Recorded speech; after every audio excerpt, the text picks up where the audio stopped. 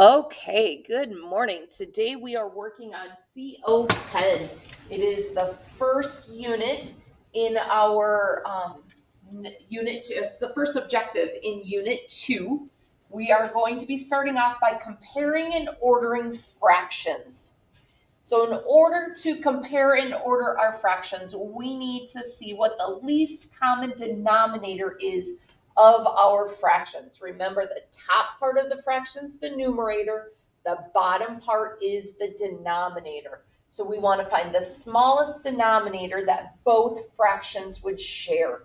So that least common denominator is the least common multiple of the denominators of two or more fractions.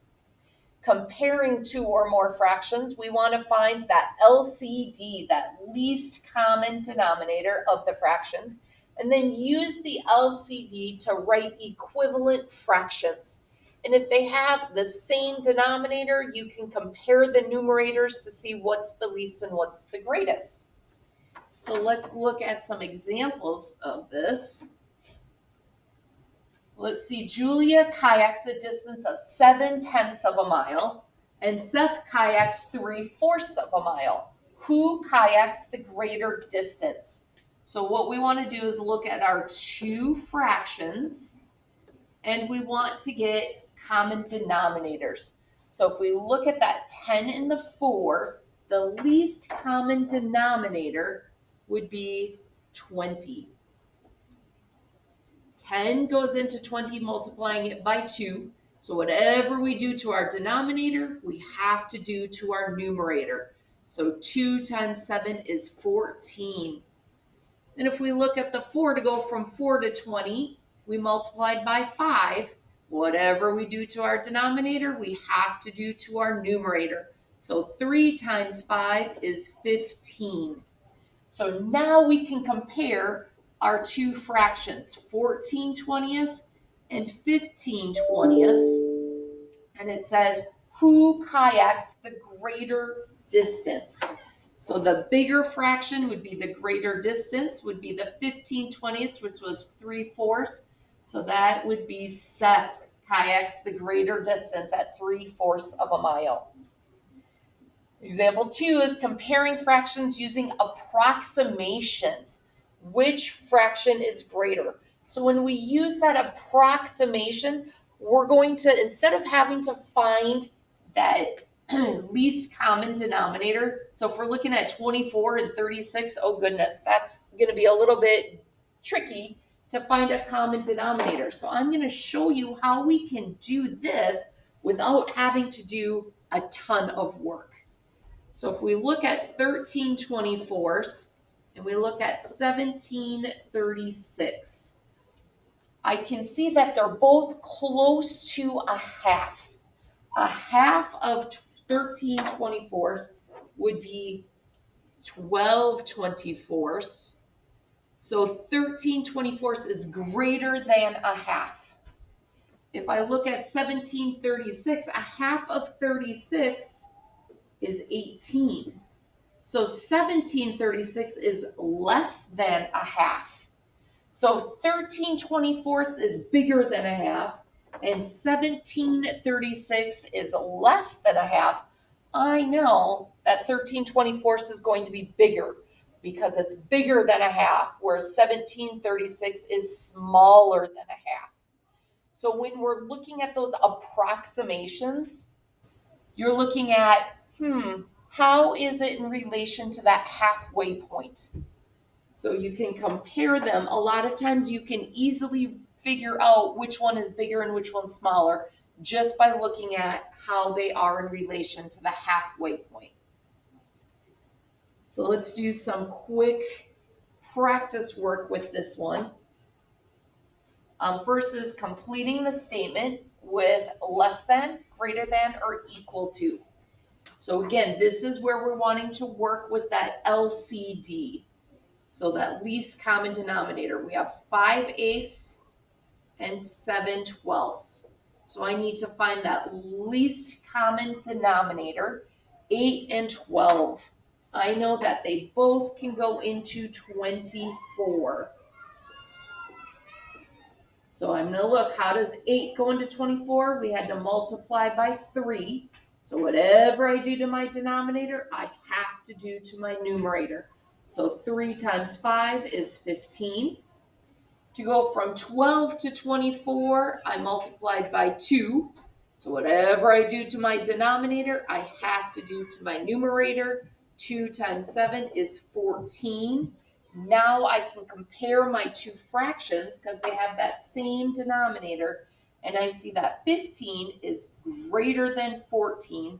So 5/8 is greater than 7/12. Now to do the ordering of the fractions from least to greatest, I want to do that same thing, find that common denominator of all of 4 of these fractions. I see we have a 14, a 7, a 4, and a 28 as our denominators. I'm looking at that saying, what multiple of those 4 numbers do they all share? And they all share a 28 as a multiple.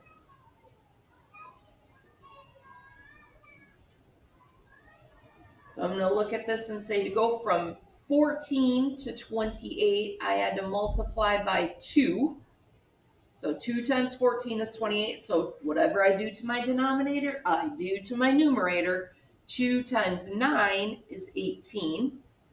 Then to go from 7 to 28, I had to multiply by 4.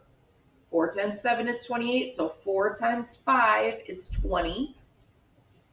To go from 4 to 28, I had to multiply by 7.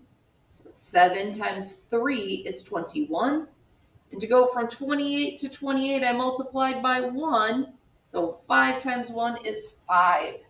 So now I can compare these and say which one is the least fraction. What's the smallest fraction? And I'm looking and I see 5/28 is my smallest.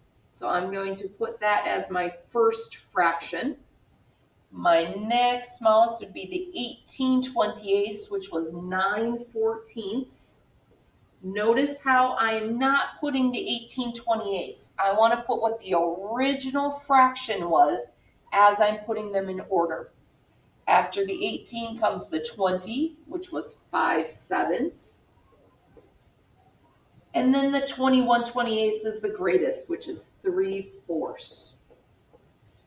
So again, when you're doing that ordering of fractions, make sure you find that least common denominator that they all share, that multiple that they all share.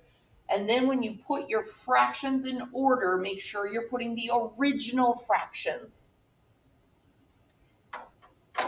Now it's practice using that approximation to tell which fraction is greater. So I have 8/15 and 11/24. Well, I know that half of 15 is 7.5. So 8/15 is greater than a half, and half of 24 is 12/24 would be a half. So 11/24 is less than a half. 8/15 was bigger than a half, so that one is the bigger fraction. Looking at number 4, half of 32 is 16.5, and half of 18 is 9. So 16 is less than a half. 11 is greater than a half. So 11/18 is greater. So you're wanting to look at that denominator and see what that halfway part is. Half of 48 is 24. Half of 56 is 28. So I can see here that 23 is less than a half. 31 is greater than a half. So 31/56 is the bigger fraction. For this last one, half of 30 is 15. Half of 130 is 65. Last call for pictures. Last call for pictures. If So- you still need a first We have 16 is greater than a half, 60 is less than a half, so 16/30 is greater because it's bigger than a half. So that is our work on comparing those fractions.